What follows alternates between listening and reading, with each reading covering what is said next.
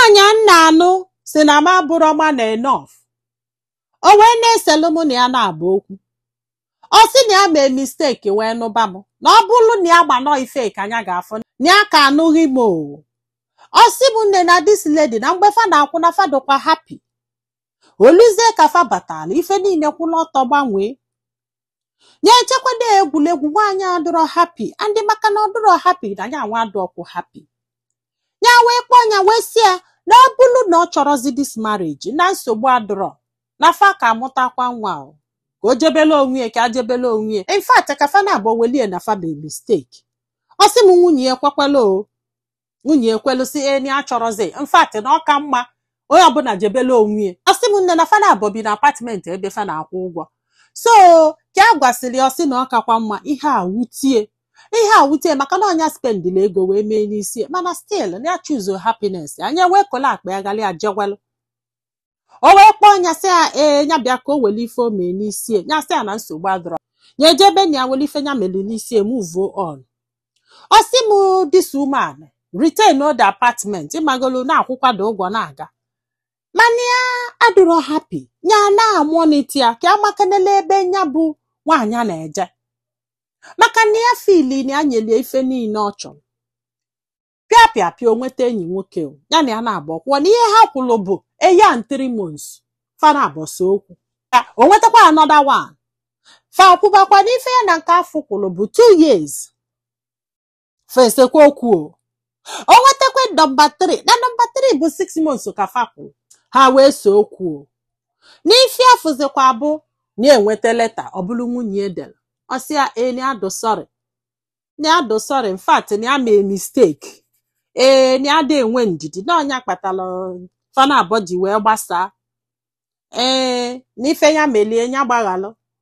ka a hapụzi ife taa n'abalị ka ọ bụla nwis ka ọ bịakwa ka fanụbakwa di na nwunye na kịta ni adịzi willing to submit na kịta ni adịzi willing to do whatever ọbụla ọ chọrọ. Ya sị ya mba na ya chọrọ ya echekwa na egwuregwu n'ihe ọzọ nya fụzikwa bụ leta nya atọghị enye ọ bụ from court. Nya wee sị kedu ife nya mekwe nwaanyị o ji wee gbaa anya akwụkwọ o ke ife a na-asọ mọnli ya na court o na fa agbasago bụ na fa agbasago kedu ihe bụ ihe anwa. Nya wee gwa enyi nwoke sị anya jebe n'ime nke oku ukolo kịta nya wee jebelu na court wee sị na ya abịago kedu ife nya mere. Ewesị nwaanyị kedu ife o mere. Ọ sị na o nwekwa ife o mere n'ife a na-ayọ jọji bụ ka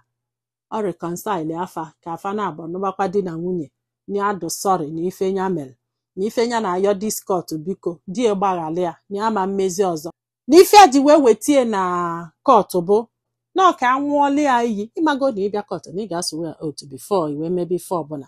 ka o wee dị sure na ife niile ya na-ekwu na ya na-ekwu ya under the oath na ọ bụrụ asị na ya adụ sorry na ya mee mistake na ya dị enwe ndị na ya dụ quick na ije divorce asị na ya chọrọzi ịmagolo ịgbasị asị na ya chọrọzi.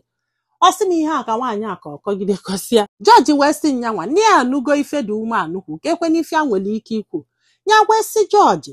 na ọ nwekwa ife na-ese no ndị ọjọọ sị na ya nọsị ala ofilibe na eruru ogo ndị kwesịrị ịnụ ya ka ọ bataziri ya na ya na-abọ biri nwaanyị na ha kwụrụ akwụ o n'ife a chọrọ ịma bụ si jụọ onye ife si elu ya na ụmụ enyi nwoke niile ndị adụ shọ na anyị na mmadụ na-aba akwụgo sinsi fa gbasara. O wee sị na ụmụ nwoke afọ niile ya na ya na-aba kwụrụ na o nwere nke nwee kwaliti nyanwa bụ die na ọ kasị fa niile mma na ọnya ka a ji wee sị mba ka a chigebe azụ. Na ụmụ nwoke afọ niile na o nwere nke nwee half of quality nyanwa and ya achụpụ ya n'ụlọ dị ụtọ na gịnị mee nne nere anya ọfụma ya na-adọba quick to anger. Ọzịbụ dere ike gwụkwara ya o jọji wee sị ya na ama force this man ka ọ nụbakwago na court enwere ife megide ka ọ sị this man nụbakwago na o kwesịrị ịbụ choice ya na oge nwaji aka gị sị na ị chọrọzi so na ife ya nwere ike ịgwa gị ije ka ịyọba the guy ọ bụrụ na okwe fine ọ sịkwado mba ijebela onwe gị ọ sị bụ this girl etiwekwa akwa bere o na-ahụ ya jọji wee sị ya jee na at least na mmadụ ka ọ bụ ọbụgodo na ọ na-adọzi ya gogote ya ọ sị bụ ya wee jee igogo nwaanyị a wee zetu wee gbakudie Chudoma happy ihe a na-afịọ na court wọ na-afịọ jidesie ya ike na-asị agbaghali ya biko ya in fact Osibi was a drama. Hi! Now it takes the security in another court to make a this woman happy account. O wee happy anya wee sị anya bịa ka drop ọnya anya wee buru wee je drop ọnya bie wee nabakwa bie ọsị m nne na since afọ na ihe a dị n'ile nute o teta ụlọ sị a good morning ọ ga-anabọ sị a good night bọsị ụkọ sị a happy Sunday bọsị Monday sị a happy Monday ọsị ofe ya nwoke wee sị ya jee nụbi ya na kịta ka ọ ga-eweta the best ha ma ọ bụkwalụ nyanwa na ya ga-eje nụba. Then the other guy say na ọ bụrụ nyanwa n'ọkwa mi anwụrụ anwụ o after ka ọ lara ụmụ nwoke na-atọ nne ma nnu eyọtara na Osibu de ike gwụrụ ya nne ya chọrọ ịgwa parents ya na ndị be ha ka ya na-asị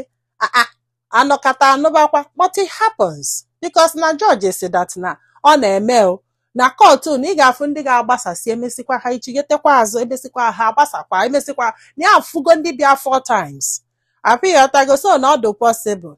Osibu na ike gwụrụ ya na love bụrụ this woman until faso okwu ụmụ nwoke afọ batabasịa ebe afọ ka anọzi because ọ bụrụ na love ya na ama na monitor malụ nwoke na one na-abịa na one na-apụ na ọpịghọta na n'ife a bụ that love bụ ihe ka na-epushie mana ya gbara ma ọ ga-abụ a bad idea ichigebe azụ n'ife ya jụrụ ajụ ya wesị ka amala ife ndị mmadụ lo so nwanne m kedu ife ilo ọ bụrụ gị ụmụ nwoke nke a dọ na ngada unu ị ga-echigha azụ jenu this woman na maka na ịka love ya o ka ị ga-asị mba na unu agbasago bụ na unu agbasago kedu ife ị ga-eme ololo iya abụrụkwana m ife ga-ekwu o ọ bụrụ na ị bụ jealous man agba m na o nwere ihe megide enu ka ịnụkwa this lady again mana ọ bụrụ na ị bụrụ a jealous man because na a jealous man will never after ka ọ fụsịla all this movie na 3 other mana ịgbakwa na aka nke ọzọ nwaanyị anụrọ di ọsọ nke ịfụlụ n'anya na nke akọlụ gị ka ị ga-ekwe o nwelu ndị na-emekarị na-emesikwa ebọsịfa ga-anụ di fabulu angel n'anya di ha if you feel like forgiving her then it's okay. Maka na isi m kwusikwe n'ife amelụ no actually ọ ga-ahọmbụlụ ya imife na-aza na 3 men bata na ndụ mmadụ ọ sị na ficha niile na o nwere onye nwee yo quality o gosi na ido so you are number 1 ọ bụ na ife ị ga-emenwu then fine ọ bụkwa na ọ bụrụ ife ị ga-emenwu you move on. Ndị be anyị daalụ nọ ka ọ dị n'ụbọchị ọzọ.